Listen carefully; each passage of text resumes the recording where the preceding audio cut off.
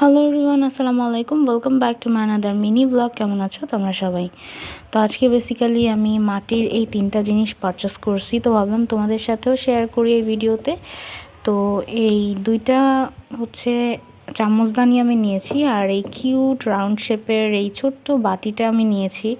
আমার কাছে এত বেশি পছন্দ হয়েছে। আমার অলরেডি অনেক ধরনের মাটির জিনিসই আছে, চায়ের কাপ, প্লেট, মগ, তারপর হচ্ছে বড় সাইজের একটা বাটি, হাঁড়ি, এত কিছু থাকার পরেও আমার মাটির জিনিসের প্রতি আলাদা একটা আকর্ষণ আছে, যার কারণে আবারও আমি এই 3টা জিনিস পারচেস করছি। তো এইটা বেসিক্যালি আমি আমার জন্য রেখে দিব, এই চামচদানিটা আমি ডেকোরেশন করার জন্য।